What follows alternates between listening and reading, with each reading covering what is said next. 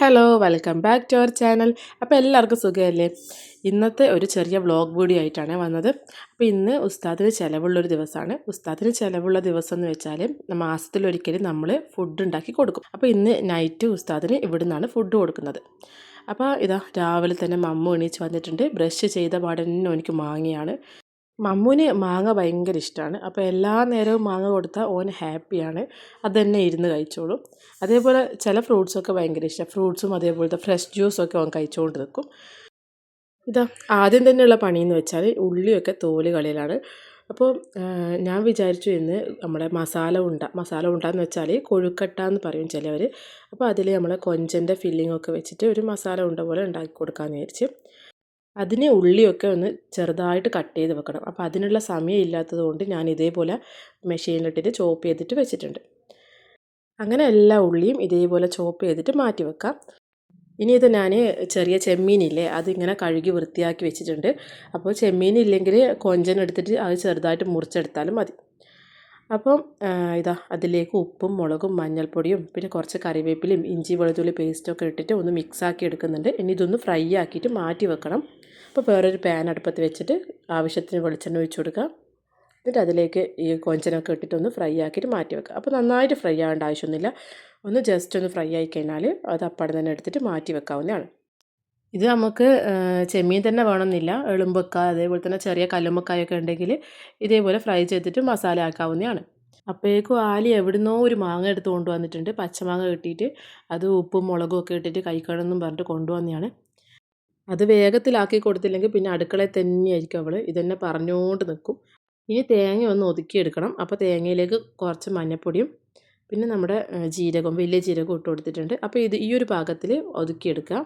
എന്നിട്ട് നമ്മൾ ഇതുപോലത്തെ ഒരു വലിയ കിണ്ണം എടുത്തിട്ട് അതിലേക്ക് നമ്മൾ നേരത്തെ ചോപ്പ് ചെയ്ത് വെച്ച സവാള ഇട്ട് കൊടുക്കുക. എന്നിട്ട് ഇതേപോലെ പച്ചമുളക് ചെറുതായിട്ട് കട്ട് ചെയ്യുന്നുണ്ട്. നിങ്ങൾക്ക് എങ്ങനെ വേണമെങ്കിൽ കട്ട് ചെയ്യാം. അപ്പോൾ ഞങ്ങൾക്ക് ഇത് ഇടയ്ക്ക് കടിക്കാൻ കിട്ടുന്നത് ഭയങ്കര ടേസ്റ്റായിട്ട് തോന്നുന്നതുകൊണ്ട് ഇതേപോലെ ചെറിയ പീസായിട്ടാണ് കട്ട് ചെയ്യുന്നത്. പിന്നെ നമ്മൾ നേരത്തെ ഒതുക്കി വെച്ചിട്ടുള്ള ആ തേങ്ങയും കൂടി ഇതിലിട്ട് കൊടുക്കുന്നുണ്ട്. പിന്നെ ആവശ്യത്തിന് കറിവേപ്പില ഇട്ട് കൊടുക്കാം. പിന്നെ കുറച്ച് മുളക് പൊടിയും കൂടി ചേർത്ത് കൊടുക്കുന്നുണ്ട്. എന്നിട്ട് നന്നായിട്ട് കൈ വെച്ചിട്ട് നമ്മൾ മിക്സാക്കി എടുക്കണം. പിന്നെ ഇതാ നമ്മൾ നേരത്തെ ഫ്രൈ ചെയ്ത് വെച്ച ചെമ്മീൻ്റെ പാനില്ലേ, അപ്പോൾ അതിൽ തന്നെയാണ് ഞാൻ മസാല ഉണ്ടാക്കുന്നത്. അപ്പോൾ ഈ സവാളയൊക്കെ നമുക്ക് അതിലിട്ടിട്ട് ഒന്ന് വാട്ടിയെടുക്കണം.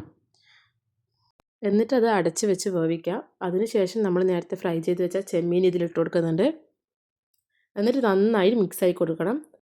എന്നിട്ട് കുറച്ച് നേരം കൂടി ഒന്ന് വേവിച്ചെടുത്താൽ മതി. അപ്പോഴേക്കും നമ്മുടെ മസാല റെഡി ആയിട്ടുണ്ട്. ഇനി ഈ മസാല ഒന്ന് മാറ്റി വെക്കുക. എന്നിട്ട് നമുക്ക് അരി കൊണ്ടുള്ള മാവ് ഉണ്ടാക്കണം. അപ്പോൾ സാധാരണ നമ്മൾ പത്തിലക്കൊക്കെ ഉണ്ടാക്കിയൊന്ന അതേ മാവ് തന്നെയാണ്. അപ്പോൾ ഞാനിവിടെ ആമീസ് പൊടിയാണ് എടുത്തിട്ടുള്ളത്. ഇവിടെ ആമീസ് പൊടി ഉള്ളത് കൊണ്ടാണ് അതെടുത്തത്. നിങ്ങൾക്ക് ഏത് വേണമെങ്കിലും എടുക്കാം. എന്നിട്ട് നമുക്ക് ആവശ്യമുള്ള മാവ് ഇതേപോലൊരു പാത്രത്തിലേക്ക് ഇട്ട് കൊടുക്കാം. വളരെ എളുപ്പമാണ് ഇത് ഉണ്ടാക്കിയെടുക്കാൻ. പ്രത്യേകിച്ച് വലിയ പണിയൊന്നുമില്ല. ഇതൊന്ന് സ്റ്റീം ചെയ്തെടുക്കുന്നതെന്ന് മാത്രമേ ഉള്ളൂ. ബ്രേക്ക്ഫാസ്റ്റിനൊക്കെ ഇത് ഉണ്ടാക്കുകയാണെങ്കിൽ പ്രത്യേകിച്ച് കറിയുടെ ഒന്നും ആവശ്യമില്ല. ഈ ഒരു സംഭവം മാത്രം മതിയല്ലോ. അപ്പോൾ പിന്നെ പണിയും എളുപ്പമായി. പിന്നെ പെട്ടെന്ന് ഉണ്ടാക്കിയെടുക്കാനും കഴിയും. ഞങ്ങളിത് രാത്രിയിലൊക്കെ ഉണ്ടാക്കി വെച്ചിട്ട് പിറ്റേന്ന് രാവിലത്തെ ബ്രേക്ക്ഫാസ്റ്റിന് എടുക്കാറാണ് പതിവ്. അപ്പോൾ ഇതിങ്ങനെ കുഴഞ്ഞ് വന്നിട്ടുണ്ട്. നമുക്ക് ഇനി ഇത് മാറ്റി വെക്കാം. ഇനി ഇതൊന്ന് സ്റ്റീം ചെയ്തെടുക്കണം. അപ്പോൾ അതെങ്ങനെയാണെന്ന് വെച്ചാൽ ഞാനിത് ഇവിടെ ഒരു അടച്ചമ്പൊക്കെ എടുത്തിട്ടുണ്ട്. അപ്പോൾ കുറച്ച് വായയിലൊക്കെ വെച്ച് കൊടുക്കുന്നുണ്ട്.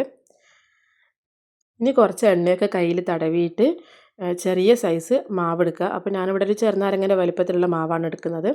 എന്നിട്ട് അതൊന്ന് ബോളാക്കി മാറ്റാം. എന്നിട്ട് നമ്മുടെ കയ്യിൽ വെച്ചിട്ട് തന്നെ ഒന്ന് പ്രസ് ചെയ്തിട്ട് ഒരു പത്തിലിൻ്റെ ഷേപ്പിലൊന്ന് പ്രസ് ചെയ്തെടുക്കുക. അപ്പോൾ ഇത് നേർത്ത രീതിയിൽ പ്രസ് ചെയ്യുക. കാരണം തടി ഉണ്ടായിക്കഴിഞ്ഞാൽ കഴിക്കാൻ ബുദ്ധിമുട്ടായിരിക്കും. അത് കടിക്കാനൊക്കെ ഒരു ടേസ്റ്റ് തോന്നില്ല. അപ്പോൾ നേർത്ത് ഇങ്ങനെ പൊട്ടാതെ പരത്തിയെടുക്കാം.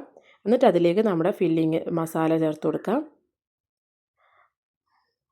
ഇതേപോലെ ആവശ്യത്തിന് മസാല അതിലേക്ക് ഇട്ട് കൊടുക്കാം. എന്നിട്ട് അത് ക്ലോസ് ആക്കാം. ഇത് മസാല ഒന്നും പുറത്തേക്ക് വരാതെ സാവധാനം ഇതേപോലെ ആക്കി കൊടുക്കാം. എന്നിട്ട് ഒരു ചെറിയ ബോളിൻ്റെ ഷേപ്പിലേക്ക് മാറ്റാം. അപ്പോൾ ഇതേപോലത്തെ ഒരു ഷേപ്പിലേക്ക് മാറ്റിയെടുക്കാം. ഇത് ഞാൻ എല്ലാ മാവും ഇതേപോലെ ചെയ്തെടുക്കുന്നുണ്ട്. ഇതിൽ ആകെ ശ്രദ്ധിക്കേണ്ടത് നമ്മളെ മാവ് കട്ടി കൂടാൻ പാടില്ല. പരത്തുമ്പോൾ കട്ടി കൂടാൻ പാടില്ല. നേർത്ത രീതിയിൽ തന്നെ പരത്തിയെടുത്താൽ മാത്രം മതി. അങ്ങനെ എല്ലാ മാവും ഇതേപോലെ ചെയ്തെടുത്തിട്ടുണ്ട്. ഇനി ഇത് നമുക്കൊന്ന് ആവിക്ക് വെച്ചിട്ട് വേവിച്ചെടുക്കണം. പിന്നെ ഞങ്ങൾ ഉച്ചക്കേക്കുള്ള ഫുഡൊന്നും ഉണ്ടാക്കിയിട്ടില്ല. അപ്പോൾ ഇതുപോലെ പുറത്തുനിന്ന് വാങ്ങിക്കുകയാണ് ചെയ്തത്. അപ്പോൾ നല്ല പൊതിച്ചോറ് കിട്ടിയിട്ടുണ്ട്. അങ്ങനെ ചോറൊക്കെ കഴിച്ചിട്ടാണ് ബാക്കി പണി ചെയ്തത്. അപ്പോൾ ഇത് നല്ല അയില കിട്ടിയിട്ടുണ്ടായിരുന്നു. അങ്ങനെ അയില ഫ്രൈ ചെയ്ത് കൊടുക്കാമെന്ന് കരുതി അതിനിതെല്ലാം വൃത്തിയാക്കുന്നുണ്ട്. അരി ഭക്ഷണം കഴിക്കാത്ത ഉസ്താദുമാരുണ്ടാവും. അപ്പോൾ നമ്മൾ ചപ്പാത്തിയാണ് ഉണ്ടാക്കാറുള്ളത്. അപ്പോൾ ഇന്ന് ചപ്പാത്തി പിന്നെ മുട്ടക്കറിയും അതേപോലെ ഫിഷ് ഫ്രൈയും കൊടുക്കാമെന്ന് കരുതി. അപ്പോൾ ഇത് മീനിലേക്ക് ഉപ്പും മുളകും പിന്നെ മഞ്ഞളും ഇഞ്ചി വെളുത്തുള്ളി പേസ്റ്റും കറിവേപ്പിലയൊക്കെ ഇട്ടിട്ട് ഇതേപോലെ ഒന്ന് മിക്സാക്കി എടുത്തിട്ടുണ്ട്. ഇനി നമുക്കിതൊന്ന് ഫ്രൈ ചെയ്ത് മാറ്റി വെക്കാം. അപ്പോൾ ഇത് ആവശ്യത്തിന് വെളിച്ചെണ്ണയൊക്കെ ഒഴിച്ചിട്ട് ഓരോ മീനായിട്ട് ഇങ്ങനെ ഫ്രൈ ചെയ്തിട്ട് മാറ്റി വെക്കുന്നുണ്ട്. അപ്പോഴേക്കും ഉമ്മ എത്തിയിട്ടുണ്ടായിരുന്നു. അപ്പോൾ ഉമ്മ ചപ്പാത്തി ആക്കാമെന്ന് പറഞ്ഞിട്ട് ഉമ്മയുടെ ചപ്പാത്തിൻ്റെ പണി ഉമ്മ നോക്കുന്നുണ്ട്.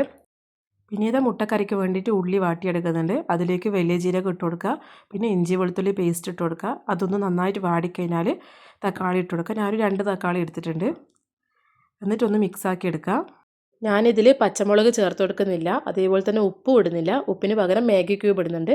ലാസ്റ്റ് വേണമെങ്കിൽ ഉപ്പ് നോക്കിയിട്ട് ഇട്ട് കൊടുക്കാവുന്നതാണ്. അപ്പോൾ ഇതാ ഈ ഒരു ചെറിയ പീസ് മാഗി ക്യൂബ് ഇട്ട് കൊടുക്കുന്നുണ്ട്. പിന്നെ അതിലേക്ക് കുറച്ച് മുളക് പൊടി ഇടുന്നുണ്ട്, പിന്നെ മഞ്ഞൾപ്പൊടി, പിന്നെ 2 വലിയ സ്പൂൺ തന്നെ മല്ലിപ്പൊടി ഇട്ട് കൊടുക്കുന്നുണ്ട്. എന്നിട്ടൊന്ന് വാട്ടിയെടുത്തിട്ട് മിക്സിയിലിട്ടിട്ടൊന്ന് അരച്ചെടുത്താൽ മതി. അപ്പോഴേക്കും ഉമ്മ ഇതാ ഇവിടുന്ന് ചപ്പാത്തി ഉണ്ടാക്കുന്നുണ്ട്. അപ്പോൾ ഞങ്ങൾ മടക്ക് ചപ്പാത്തിയാണ് ഉണ്ടാക്കാറുള്ളത്. പിന്നെ ഇത് അരച്ചെടുത്തിട്ട് നമ്മൾ അതേ പാനിൽ തന്നെ ഒഴിച്ചു കൊടുക്കുക. ഇനി അതിലേക്ക് മുട്ട ചേർത്ത് കൊടുക്കാം. അപ്പോൾ ഞാൻ കുറച്ച് കാടമുട്ടയും കൂടി ചേർത്ത് കൊടുക്കുന്നുണ്ട്. കുട്ടികൾക്കൊക്കെ കാടമുട്ടയാണ് ഇഷ്ടം. അപ്പോൾ ഇതേപോലെ കട്ട് ചെയ്തിട്ട് വേണമെങ്കിൽ കട്ട് ചെയ്തിട്ട് ഇട്ട് കൊടുക്കാം, അല്ലെങ്കിൽ ഫുള്ളായിട്ട് വേണമെങ്കിൽ അങ്ങനെയും ചെയ്ത് കൊടുക്കാം. എന്നിട്ട് ലാസ്റ്റ് കുറച്ച് ഭംഗി കൂട്ടാൻ വേണ്ടിയിട്ട് മല്ലിയിലയും കൂടി ഇട്ട് കൊടുക്കുന്നുണ്ട്. പിന്നെ തേങ്ങാപ്പാലും കൂടി ഒഴിച്ച് കൊടുക്കുക. ഒന്ന് ചെറുതായിട്ട് തിളച്ച് കഴിഞ്ഞാൽ ഓഫാക്കിയാൽ മതി. അങ്ങനെ മുട്ടക്കറി റെഡി ആയിട്ടുണ്ട്. ഇതിൽ തേങ്ങാപ്പാൽ എടുക്കുമ്പോൾ കുറച്ച് കട്ടിയിൽ തന്നെ എടുക്കുക.